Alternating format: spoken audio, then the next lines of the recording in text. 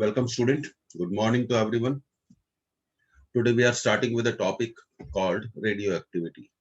तो सबसे पहले हम एक brief introduction to the radioactivity देंगे और जब theory complete हो जाएगी उसके बाद objective numericals की practice की जाएगी.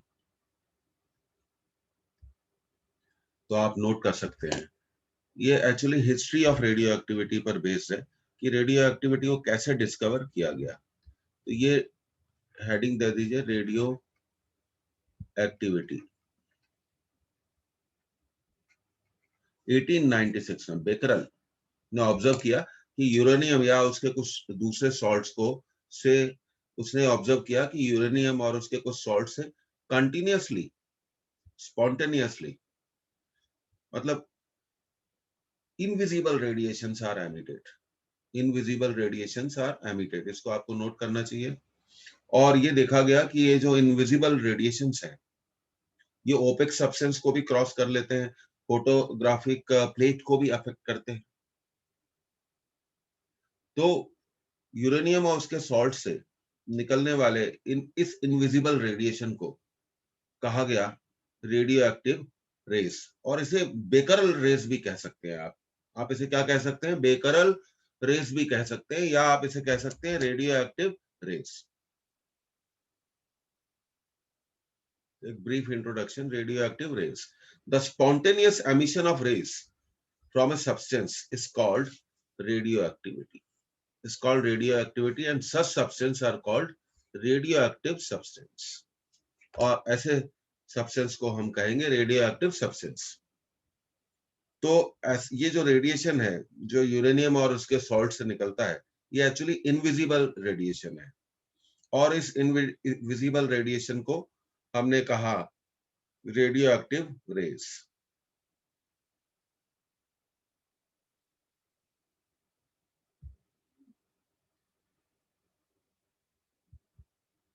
अब देखिए जो वर्ड स्पॉन्टेनियस यहां पर यूज हुआ है इसका मतलब हैपनिंग सडनली, नॉट प्लान्ड.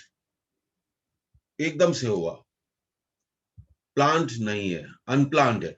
तो ये स्पॉन्टेनियस वर्ड का आपको मतलब समझना चाहिए. Happening suddenly, not planned. उसके बाद रदरफोर्ड ने रेडियोएक्टिव रेस की स्टडी करी और रदरफोर्ड ने ये पता लगाया कि इस रेडियोएक्टिव रेस में 3 रेस होती हैं, alpha rays, beta rays and gamma rays. तो आगे हम पढ़ते हैं. तो ये आपने नोट कर लिया इसे.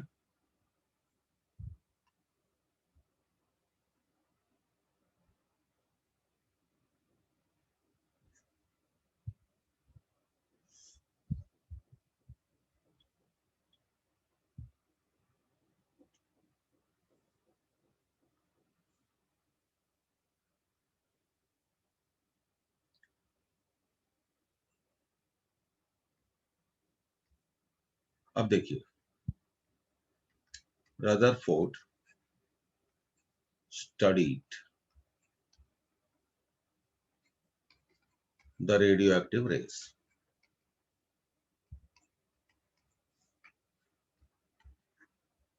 First, he passed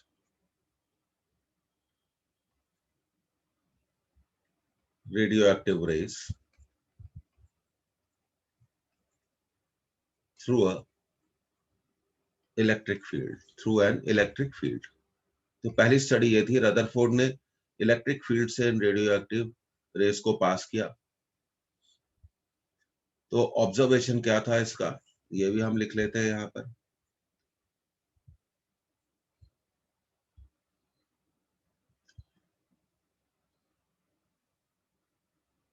Some rays are undeflected in the electric field. कुछ रेस इलेक्ट्रिक फील्ड में अनडिफ्लेक्टेड थी. ये आप नेगेटिव प्लेट अप्लाई कर दीजिए यहाँ पर, और यहाँ पर आप अप्लाई कर दीजिए पॉजिटिव प्लेट. सपोज करिए positive plate. And he found that some rays are deflected towards the negative plates.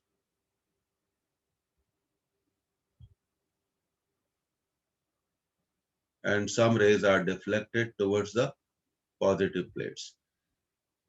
तो तीन कैटेगरी में उसने रेस को डिवाइड किया कि जो रेस नेगेटिव प्लेट की तरफ डिफ्लेक्ट हुई हैं उन्हें पॉजिटिव रेस कहा जा सकता है, और जो रेस पॉजिटिव प्लेट की तरफ डिफ्लेक्ट हुई है उन्हें नेगेटिव रेस कहा जाता है।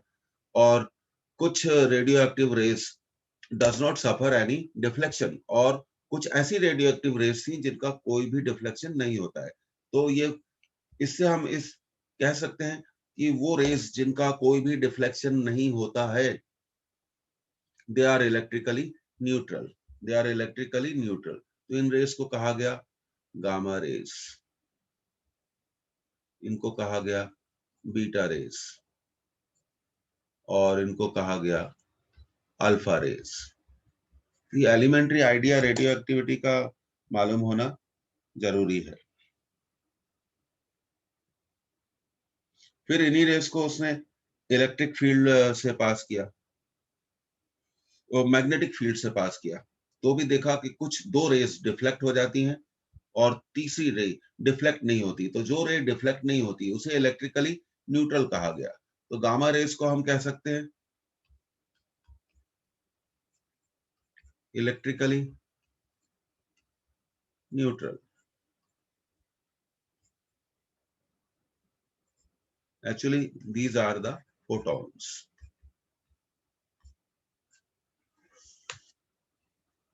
Or alpha rays, they carry the positive charge, and beta rays carries the negative charge. तो ये एडवाइस है कि एनसीईआरटी से आपको रेडियो एक्टिविटी का इंट्रोडक्शन पढ़ना चाहिए, और सभी स्टूडेंट्स को मैं बोलता हूँ read NCERT properly. Radio activity का इंट्रोडक्शन पढ़िए, radio active rays means alpha rays, beta rays और गामा रेस की प्रॉपर्टीज को स्टडी करिए, कंपैरेटिव स्टडी करिए। और एक बात याद रखिए आप, जो बहुत इंपॉर्टेंट पॉइंट है इसलिए हम उसको लिख लेते हैं। No radio active substance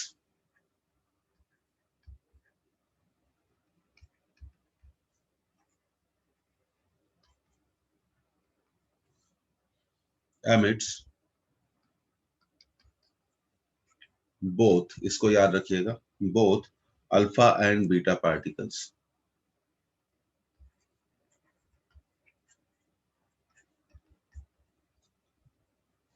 simultaneously.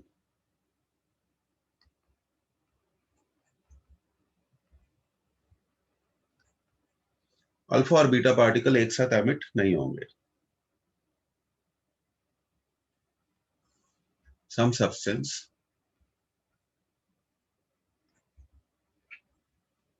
emits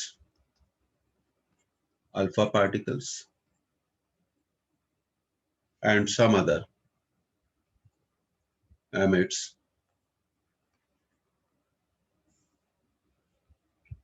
beta particle.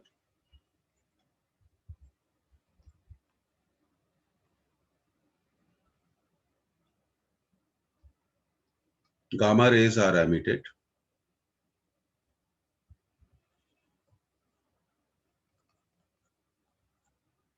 with both alpha particle, इसको याद रखिएगा, with both alpha particles and beta particles, पर एक साथ दोनों का एमिशन नहीं हो सकता।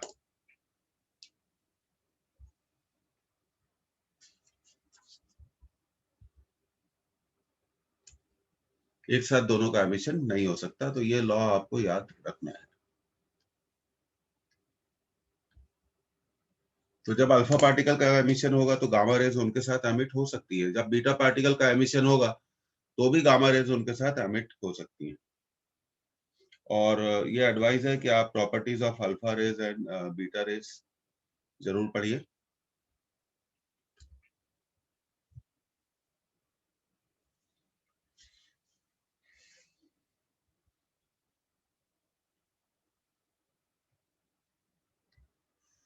तो इस पॉइंट को आप याद रखिए।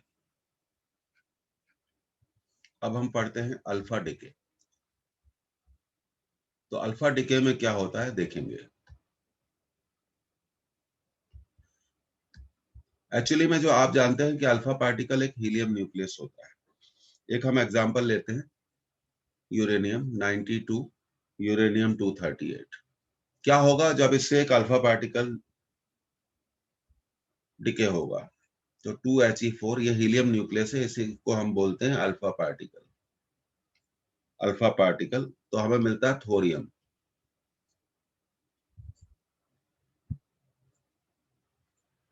तो ये पेरेंट न्यूक्लियस हो गया, पेरेंट न्यूक्लियस है। और ये है डॉटर न्यूक्लियस, इसे बोला जाएगा डॉटर न्यूक्लियस।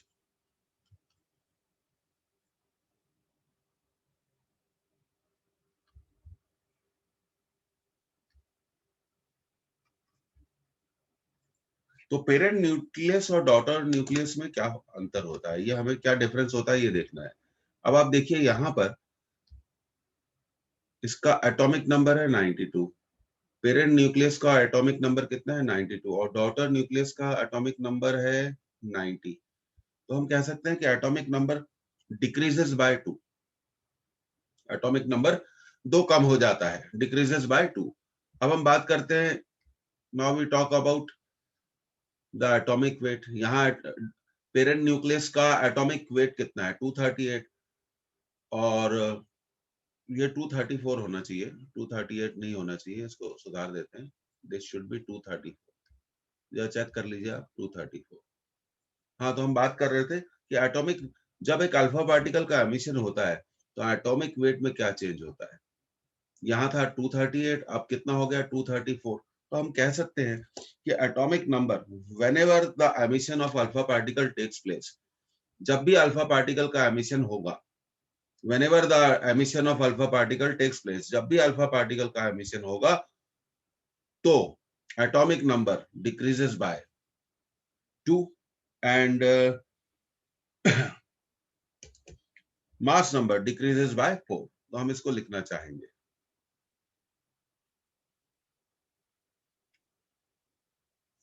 अल्फा एमिशन, अच्छे से लिखिए, alpha emission results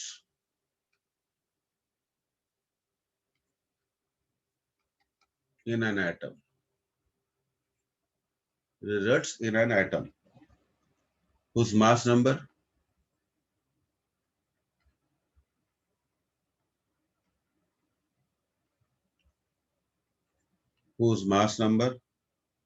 is lower by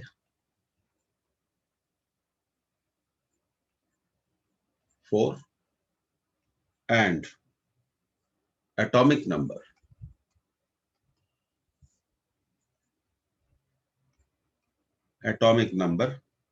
lower by 2,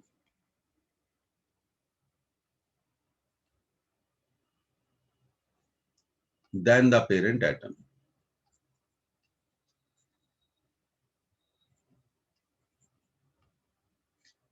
Than the parent atom.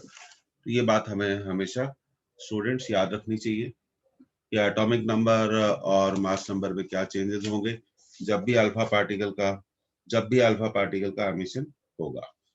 whenever the emission of alpha particle takes place, the mass number lowers by how much 4 and atomic number lowers by 2। तो that is the basic concept. अब जैसे देखिए, हम इसको ऐसे भी लिख सकते हैं,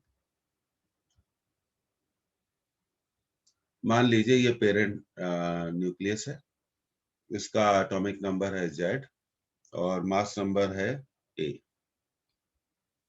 अब इससे अल्फा पार्टिकल का डिके हुआ, तो ये हमें मिला डॉटर न्यूक्लियस। ये पेरेंट न्यूक्लियस है, ध्यान रखिए, this is parent nucleus and this is daughter nucleus.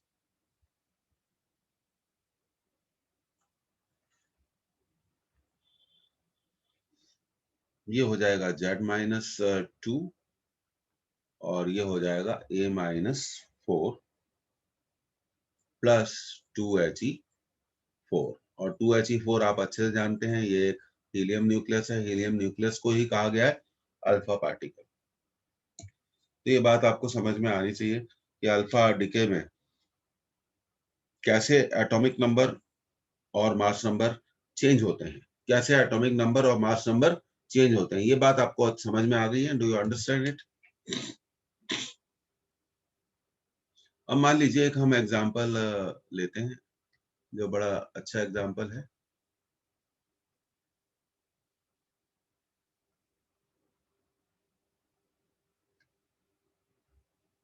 मान लीजिए X एक न्यूक्लियस है और मान लीजिए इसका एटॉमिक नंबर 60 है और मास नंबर है 140, ठीक है, और इससे 3 अल्फा पार्टिकल एमिट होते हैं, तो हमें मिलता है Y। तो अब आपको बताना है कि अगर 3 अल्फा पार्टिकल एमिट होंगे तो जो भी हमें डॉटर न्यूक्लियस मिलेगा उसका एटॉमिक नंबर क्या होगा, क्योंकि एक अल्फा पार्टिकल के एमिशन से एटॉमिक नंबर कितना बदलता है? एक अल्फा पार्टिकल के एमिशन से एटॉमिक नंबर कितना बदलता है? 2 बदलता है। और यहाँ पर स्टूडेंट्स 3 अल्फा पार्टिकल एमिट हुए हैं। कितने एमिट हुए हैं? 3 अल्फा पार्टिकल एमिट हुए। तो इसका होना चाहिए 60 माइनस 3 इंटू 2 और इसका मास नंबर होना चाहिए, एक अल्फा पार्टिकल के एमिशन से मास नंबर कितना बदलता है? 4 बदलता है, तो 3 के एमिशन से कितना होगा? 3 इंटू 4। तो ये हमें मिलेगा 60 minus 6 54, 140 minus 12 then it is 128। तो ये बहुत सिंपल है, कोई भी इसे आसानी से कर सकता है। I am very hopeful and optimistic कि आप इसे समझ गए। अब हम बात करते हैं बीटा डिके की। और भी बहुत सारे डिटेल्स हैं। अब जैसे हम एग्जांपल लेते हैं बीटा डिके का, थोरियम।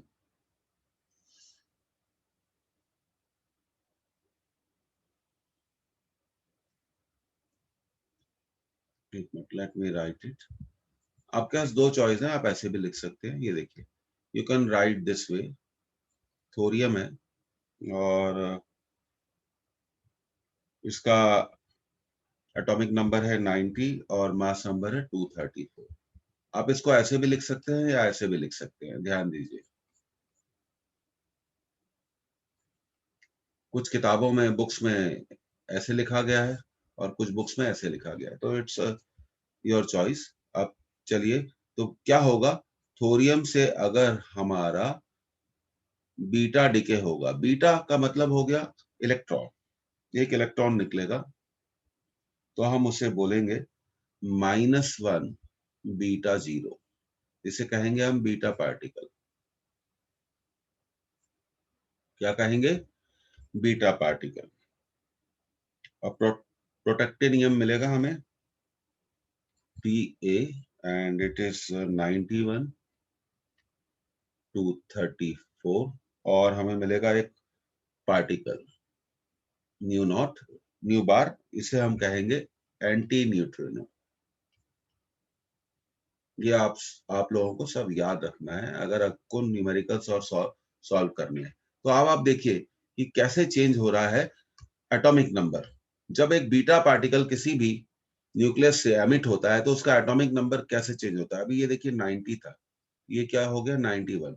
तो हम कह सकते हैं atomic number increases by 1, but there is no change in mass number.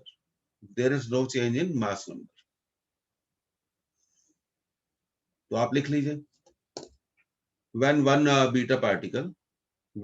beta particle is emitted, the atomic number increases by 1. The atomic number increases by 1. Atomic number increases by 1. Sorry, atomic number increases by 1. And mass number remains same.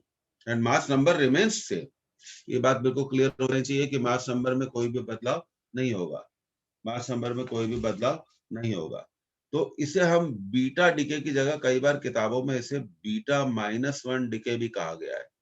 इस बात का ध्यान रखा जाए, इसे beta -1 DK भी कहा गया है। तो बीटा -1 डीके को अब हम थोड़ा और अच्छे से डॉटर और पेरेंट न्यूक्लियस के टर्म्स में समझते हैं। मान लीजिए ये पेरेंट न्यूक्लियस है जिसका एटॉमिक नंबर है Z और मास नंबर है A। इससे अगर हमें मिला एक डॉटर न्यूक्लियस D, तो हम देखते हैं कि डॉटर न्यूक्लियस का एटॉमिक नंबर 1 इंक्रीज हो जाता है, पर मास नंबर में कोई भी चेंज नहीं होता, -1 बीटा 0। और यह भी आपको बताया था anti neutrino, anti neutrino. So this is called beta -1 decay. अब मान लीजिए हमारे पास एक न्यूक्लियस है X जिसका एटॉमिक नंबर है Z और मास नंबर है A, और हमसे कहा गया इससे 4 अल्फा पार्टिकल निकलते हैं एंड 3 बीटा पार्टिकल। तो बनने वाले डॉटर न्यूक्लियस का एटॉमिक नंबर क्या होगा और मास नंबर क्या होगा। तो देखिए ऐसी चीजों को कैसे किया जाता है, मैं आपको एक्सप्लेन करता हूं। Okay, I am writing here Y। अब देखिए एक अल्फा पार्टिकल के एमिशन से जो एटॉमिक नंबर है वो 2 कम हो जाता है, तो ये हो गया Z-4 इंटू 2, ठीक है। और बीटा पार्टिकल के एमिशन से एटॉमिक नंबर देखिए 1 बढ़ जाता है, इट इंक्रीजेस बाय 1। और यहाँ कितने बीटा पार्टिकल एमिट हो रहे हैं? 3 बीटा पार्टिकल एमिट हो रहे हैं, तो ये इट शुड बी 3। अब मास नंबर पे आते हैं। मास नंबर ए है, एक अल्फा पार्टिकल के एमिशन से मास नंबर 4 कम हो जाता है, डिक्रीजेस बाय 4। तो यहाँ पर तो भाई 4 अल्फा पार्टिकल एमिट हो रहे हैं, तो ये हो गया 4 इंटू 4। पर बीटा पार्टिकल के एमिशन से मास नंबर में कोई भी चेंज नहीं होता है, इसलिए हम इसे लिखते हैं 0। तो अब क्या रिजल्ट आया देखते हैं। Z-8 plus 3, so it will become Z-5 and A-16।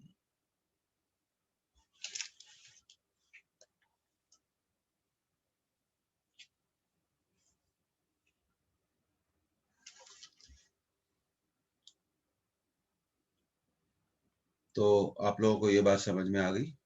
I am sure that you understand कि कैसे इसको करना चाहिए।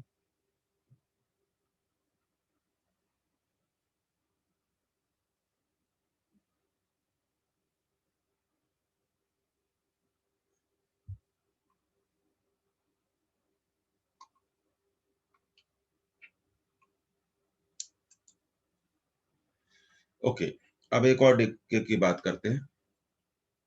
इसको अच्छे से नोट करिएगा, जनरली बुक्स में नहीं मिलता है और ये कंपटीशन में पूछा जाता है। Beta plus decay.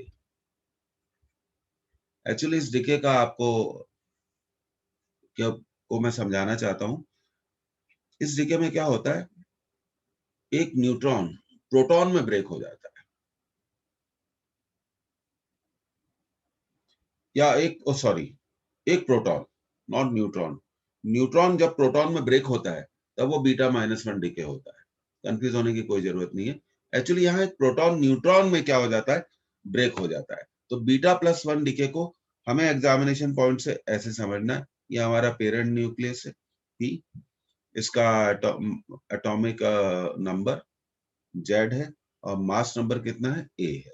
क्या होगा जब इससे एक बीटा 1 पार्टिकल एमिट होगा, +1 बीटा 0 बोलते हैं इसको।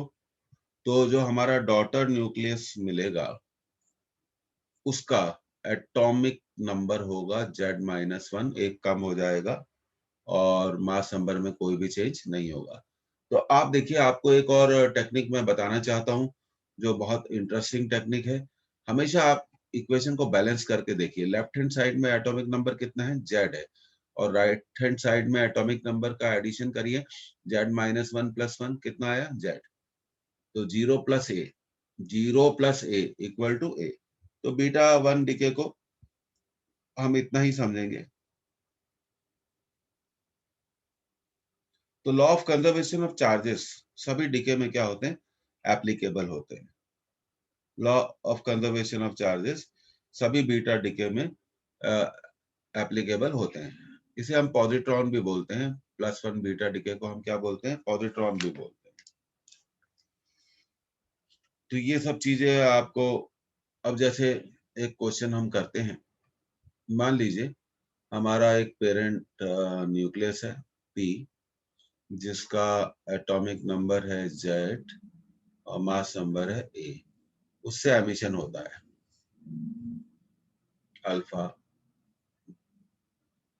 एक minute, beta minus one, beta minus one, order of, फिर अल्फा, फिर beta minus one, alpha, beta plus one. तो आपको डॉटर न्यूक्लियस का एटॉमिक नंबर और मास नंबर बताना है।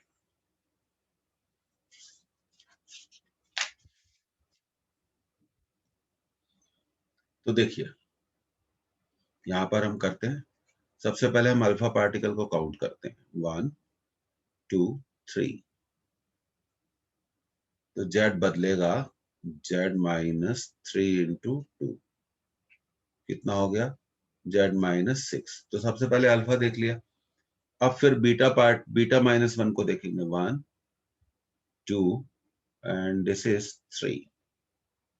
और आप जानते हैं बीटा माइनस वन डिके में जो एटॉमिक नंबर है वो एक इंक्रीज हो जाता है, इट इंक्रीजेस बाय वन। तो ये तुमने काउंट किया कि कितने बीटा माइनस वन थे, कितने बीटा माइनस वन थे, 3 बीटा माइनस वन थे। तो ये था 3 into 1। और अब बीटा प्लस डीके की बात करते हैं। तो बीटा प्लस डीके में एटॉमिक नंबर एक कम हो जाता है, तो दैट इज -1। तो ये आपकी वैल्यू हो गई Z minus six plus three minus one. तो हो गया जेड -7 प्लस थ्री, जेड -4। ये तो आ गया हमारा जेड -4। अब एटॉमिक नंबर के बारे में बात करते हैं। तो कितने अल्फा पार्टिकल है, 1 2 3। तो एक अल्फा पार्टिकल से मास नंबर, एक अल्फा पार्टिकल से के एमिशन से मास नंबर 4 कम होता है, और यहाँ पर 3 अल्फा पार्टिकल का एमिशन हो रहा है। तो ये 3 into 4 हो गया, कितना हो गया, जेड -12। पर आप जानते हैं बीटा -1 और बीटा प्लस वन एमिशन से मास नंबर चेंज नहीं होता है, तो ये Z-12 ही होगा। तो इस तरह के क्वेश्चंस की प्रैक्टिस करिए, आपके पास जो भी मटेरियल अवेलेबल है, इस तरह की प्रैक्टिस करना बहुत जरूरी है।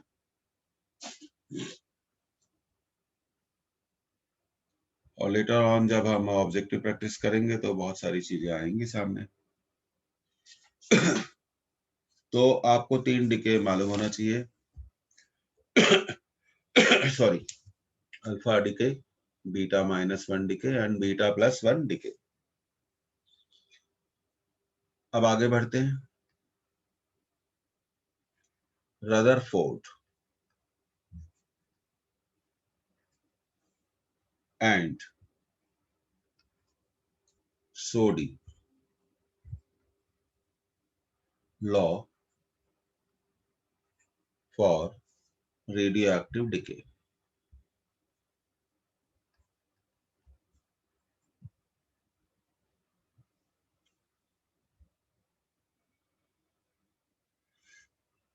तो लिखिए, according to this law,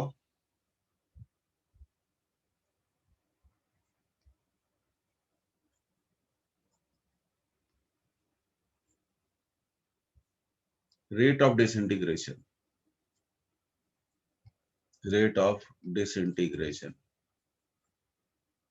rate of disintegration of a radioactive substance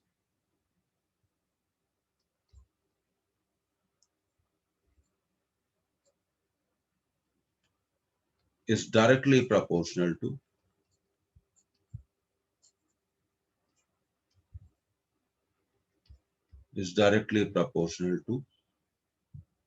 number of atoms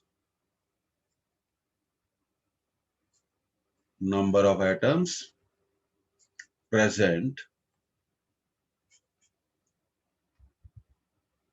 oh sorry,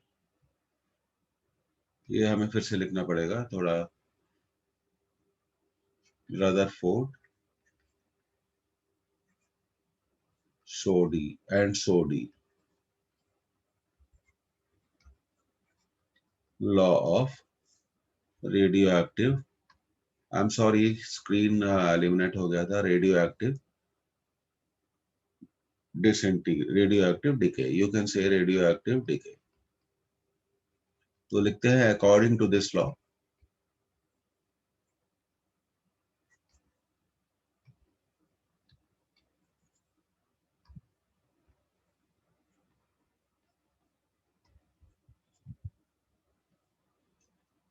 the rate of disintegration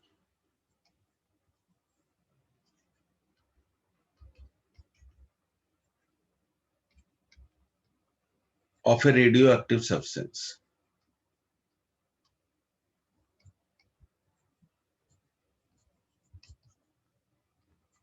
is directly proportional to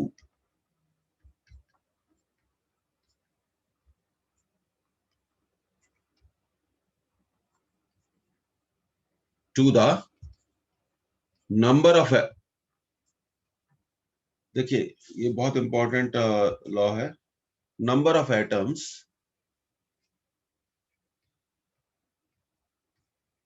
present at that instant.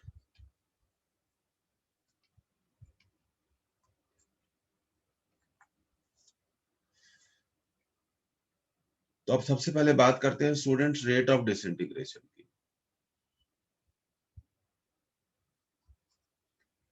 तो रेट ऑफ डिसइंटीग्रेशन क्या होती है पहले इसको समझते हैं। तो rate of disintegration को आप लिख सकते हैं माइनस साइन, क्योंकि कम हो रहा है, dn बाय dt, और n क्या है यहाँ पर, number of atoms.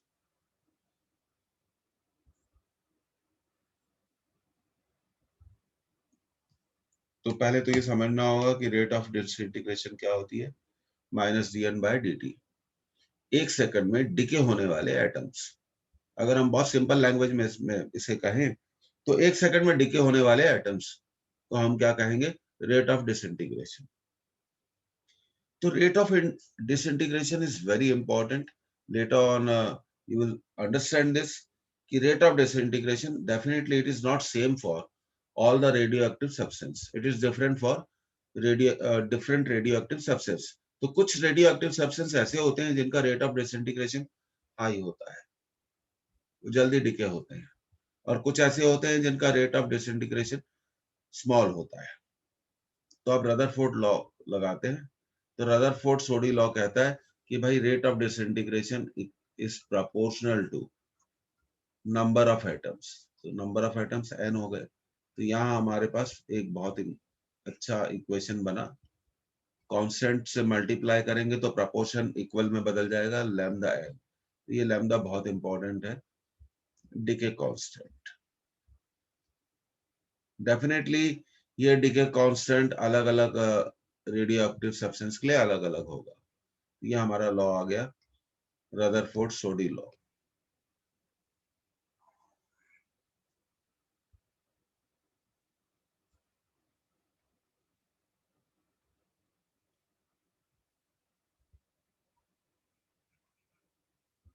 Minus dn by dt is equal to lambda n, where lambda is called decay constant।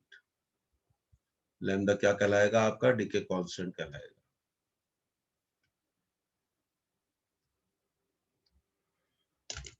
अब ये एक डिफरेंशियल इक्वेशन होता है, थोड़ा बहुत हमें इंटीग्रल कैलकुलस यहाँ पर स्टूडेंट्स करना पड़ेगा।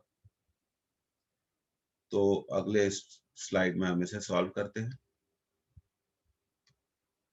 देखिए, minus d n by d t equal to lambda n, d n by n को इधर ट्रांसफर कर दीजिए।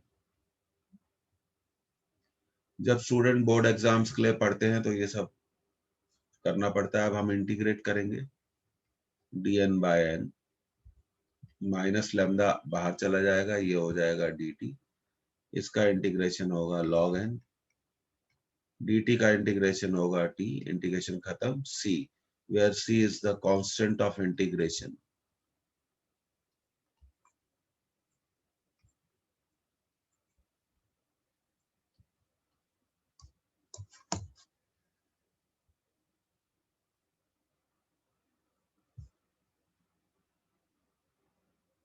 Where c is the constant of integration.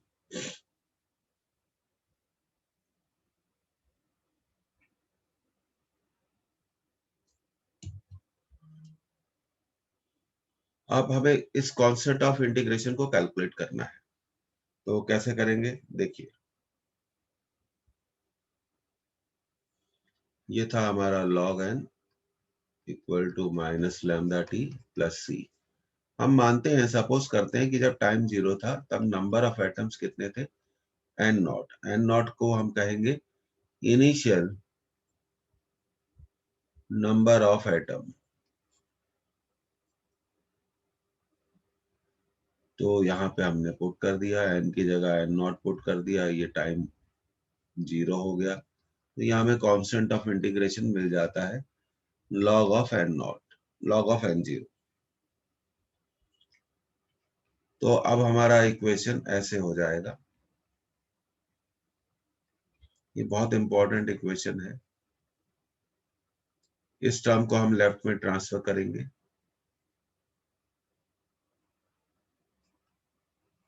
तो हमें मिलेगा log n minus log n not minus lambda T. इसके बाद क्या करना है, लॉग रूल लगाना है, log ऑफ n अपॉन, ये बहुत जरूरी है, n नॉट इक्वल टू, ये थोड़ा आप फॉर्मूला याद रखिए। मैं चाहता हूं कि ये फॉर्मूला आप याद रखें, ये बड़ा काम का फॉर्मूला है। इससे हम कई दूसरे तरह के न्यूमेरिकल्स सॉल्व करेंगे। यहां से हम टाइम कैलकुलेट कर सकते हैं। ठीक है, अब आगे बढ़ते हैं। ये जब लॉग की बेस क्या है, ई है, तो हम लिख सकते हैं n upon n naught equal to e to the power minus lambda t. तो ये आपका डिके इक्वेशन आ गया। ये बहुत ज्यादा इंपॉर्टेंट है डिके इक्वेशन, इसको हमें याद रखना है।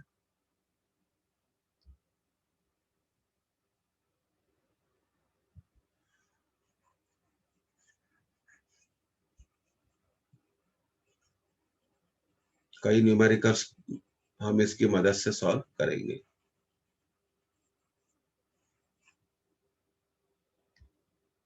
It is advice that you should read NCERT and you should read it thoroughly.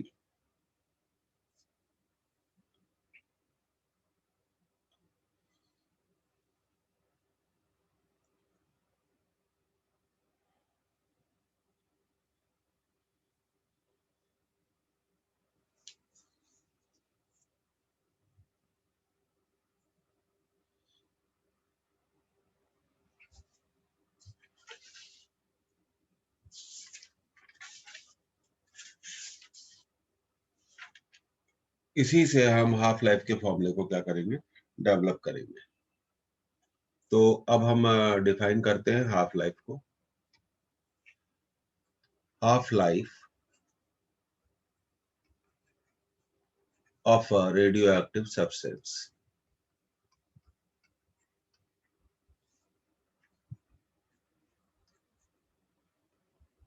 तो सबसे पहले डेफिनेशन हम इसकी तीन तरह से दे सकते हैं। पहला, it is the time, it is the time in which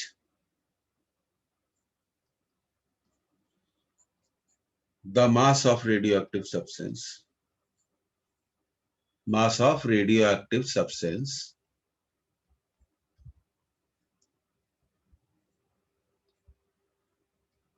reduces to half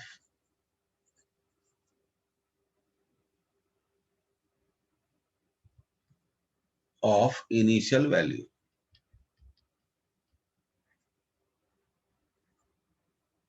ये तो पहला तरीका हो गया। फिर ऐसे भी लिख सकते हैं, it is the time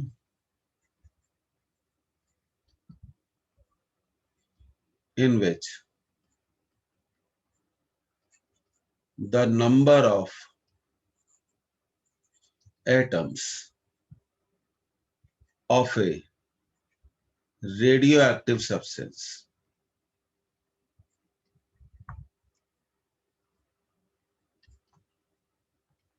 reduces to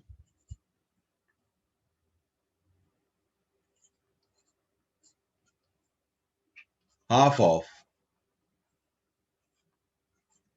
its present value.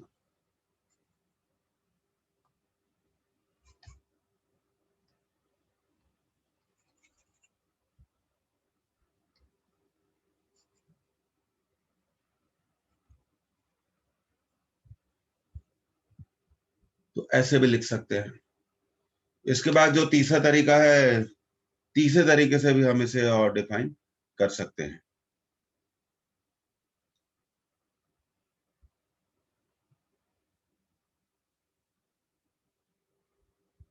कैसे? देखिए,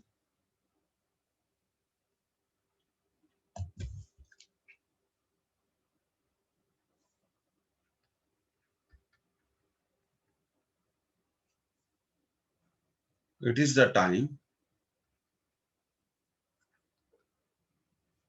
in which the एक्टिविटी को मैं थोड़ा बता दूं, बाद में हम पढ़ेंगे। रेट ऑफ डिसइंटीग्रेशन को भी एक्टिविटी कहा जाता है। रिड्यूसेस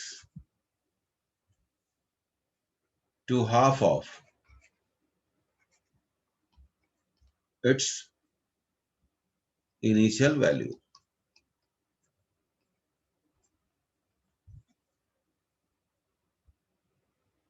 तो चलिए अब हाफ लाइफ के फॉर्मूले को डिराइव करते हैं। हम जानते हैं कि n किसके इक्वल है, n naught e to the power minus lambda t।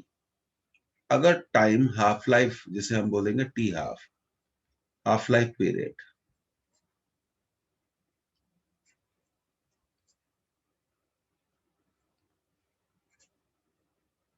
Number of atoms आधे हो जाते हैं, तो इनिशियल एटम्स कितने थे?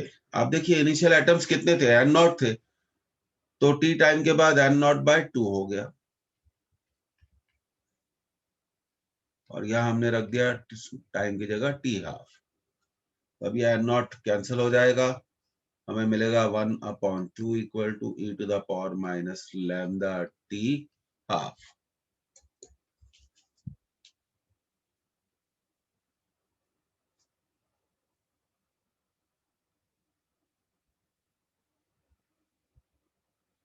तो ये आपने नोट कर लिया।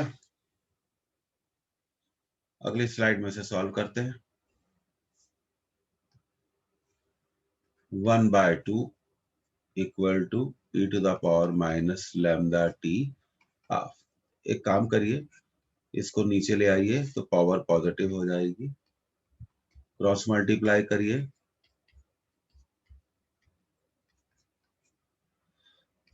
लॉग रूल लगाइए, आपको सिखाया था हमने, log 2 to the base e, जिसे ln2 भी कहा जाता है। तो हाफ लाइफ पीरियड का फॉर्मूला आ गया ln2 अपॉन लैम्डा। अब ln2 को हम लिख सकते हैं 0.6932 अपॉन लैम्डा। तो पर मेरी एडवाइस है कि ये जो पूरा फॉर्मूला है इसको आपको याद रखना चाहिए। इसी फॉर्मेट में।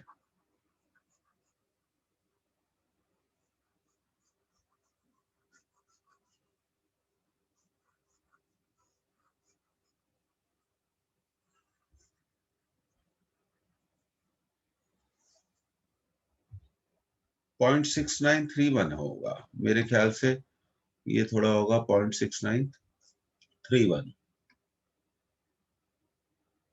यस, इट शुड बी 31 करिए आप उसको, 31।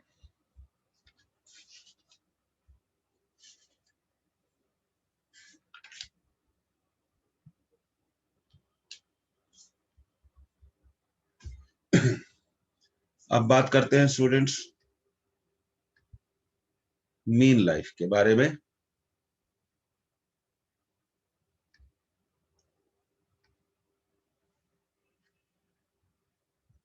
मीन, इसको हम ऐसा भी कह सकते हैं, और एवरेज लाइफ,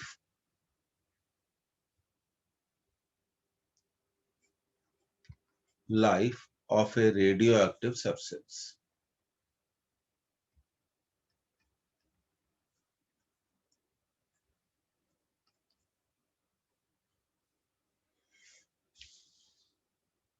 तो सबसे पहले definition, the average of the lives of all the atoms in A radio active substance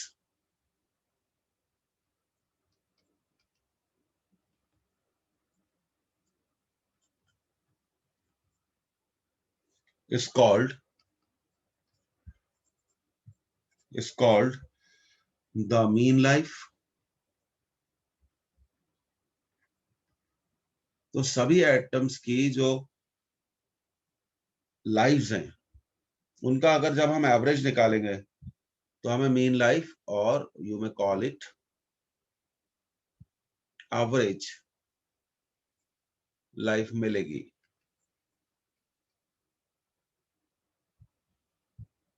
it is denoted bye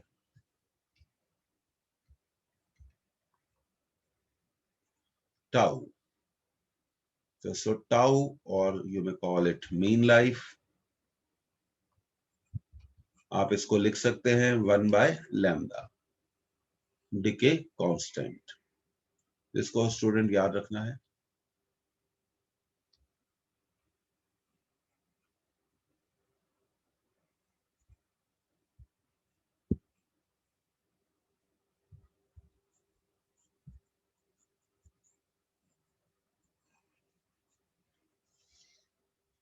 अब बात करते हैं हम यूनिट्स ऑफ रेडियो एक्टिविटी की।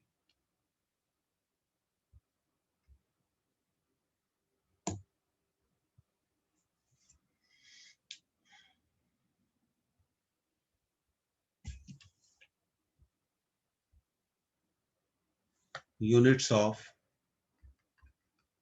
Radio activity, radioactivity. तो देखिए, रेडियो एक्टिविटी की यूनिट्स, 3 यूनिट्स मेन है। पहला है 1 क्यूरी, याद रखिए, इक्वल टू 3.7 इंटू 10⁻10 डिसइंटीग्रेशन पर सेकंड। देखिए, डिसइंटीग्रेशन का मतलब है एक एटम का ब्रेक होना, डिसइंटीग्रेशन पर सेकंड। दूसरी यूनिट है 1 रदरफोर्ड, याद रखना पड़ेगा, बार बार पढ़िए। 1 रदरफोर्ड को हम लिख सकते हैं 10⁻6 डिस इंटीग्रेशन पर सेकेंड। और तीसरी यूनिट है 1 बेकरल,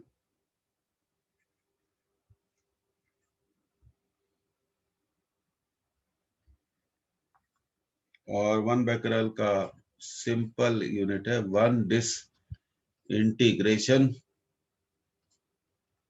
पर सेकेंड।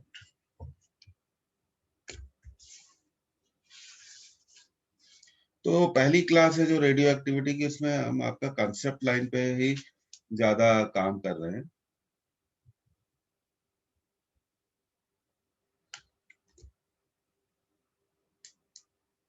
अच्छा, फिर हमने बात करी थी एक्टिविटी के बारे में।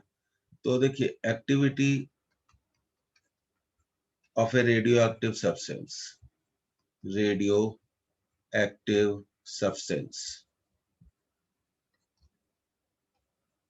That is a minus d n by d t, और इसको हम लिख सकते हैं लैम्डा एन। तो एक्टिविटी हो गई लैम्डा एन। किसी भी टाइम पर अगर एक्टिविटी आपको निकालनी है तो आप इस फॉर्मूले को यूज कर सकते हैं। और देखिए, एक्टिविटी को निकालने के लिए आपको अलग अलग टाइम पर, डिफरेंट टाइम पर एक्टिविटी की वैल्यू क्या होगी, अलग अलग होगी। तो जिस टाइम पर भी आपको एक्टिविटी निकालनी है, उस टाइम पर कितने नंबर ऑफ एटम्स प्रेजेंट हैं ये मालूम होना चाहिए। इसलिए हम एक्टिविटी को दो फॉर्मूले से डिनोट करते हैं, लैम्डा एन, और यहाँ आप इसको लिख सकते हैं lambda N not e to the power minus lambda t. तो definitely activity is proportional to the number of atoms. तो जितने एटम्स प्रेजेंट होंगे रेडियो एक्टिव सैंपल में, उसकी एक्टिविटी उतनी ही ज्यादा कंसीडर की जाएगी और मानी जाएगी। और केमिस्ट्री में भी हम रेडियो एक्टिविटी पढ़ते हैं, पर आपको ये याद रखना चाहिए हम यहाँ फिजिक्स के लिए पढ़ रहे हैं, फिजिक्स के लिए पढ़ रहे हैं। अब देखिए, n naught initial number of atoms,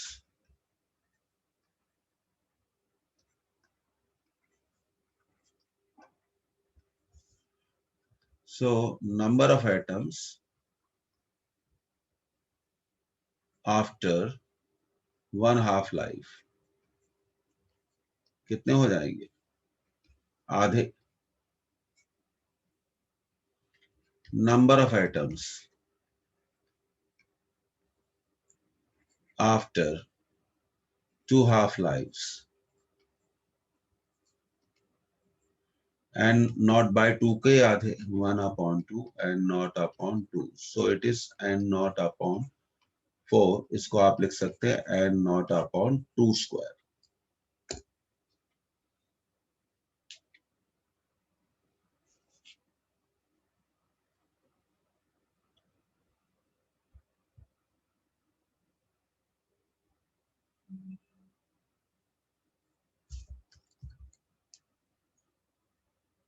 अब number of atoms left after 3 half lives will be obviously n not upon 2 to the power 3। So let us generalize the theory. Number of atoms left after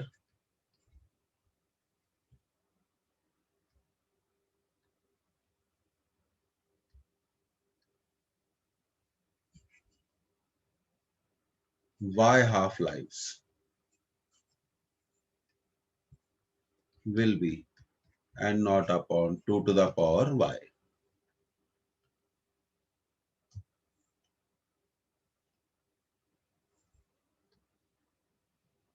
ये बिल्कुल simple है, ये chemistry में भी हम पढ़ते हैं, शुरू से देख लेते हैं इसको।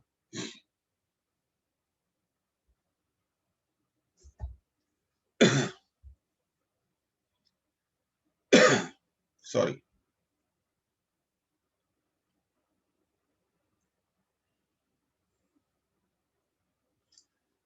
तो इस तरह से हम y हाफ लाइफ के बाद कितने एटम्स बचेंगे ये इजीली निकाल सकते हैं। अब देखिए, एक और इंपॉर्टेंट बात, हमारे को हमारा रेडियो एक्टिव डिके का फॉर्मूला तो मालूम है, n equal to n naught e to the power minus lambda t. अगर हम t को 1 बाय लैम्डा रखें, और हम जानते हैं 1 बाय लैम्डा क्या होता है, मीन लाइफ होता है, तब हम देखना चाहेंगे कि कितने एटम्स बचेंगे 1 अपॉन लैम्डा टाइम के बाद। तो यहाँ पे हमने इसे पुट कर दिया 1/λ, तो ये हो जाएगा n equal to n naught e to the power -1। मैं आपको बता चुका हूँ कि e होता है 2.7, ले सकते हैं आप अप्रोक्सीमेटली, एक्चुअली होता है 2.72। तो n equal to 1/e n naught. अब आप 1/e को थोड़ा कैलकुलेट कर लीजिए, 1/e को हम कैलकुलेट कर सकते हैं।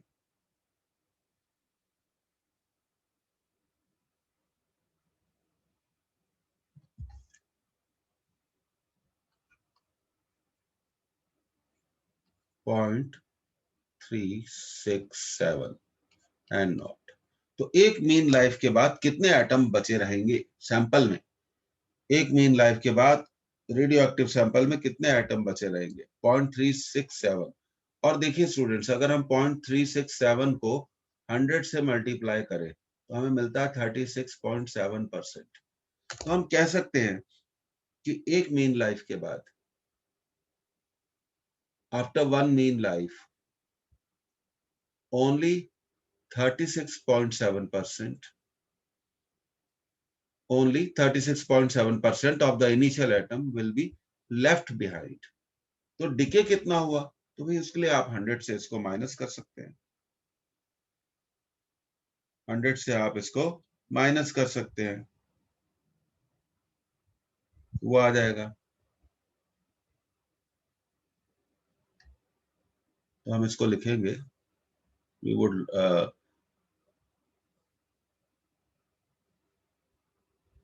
अब देखिए हम इसको लिख सकते हैं। तो आप इसको कहीं नोट कर लीजिए कि एक मीन लाइफ के बाद कितने एटम बचेंगे? 36.7% बचेंगे और 63.2% और 63.2% डिके हो जाएंगे।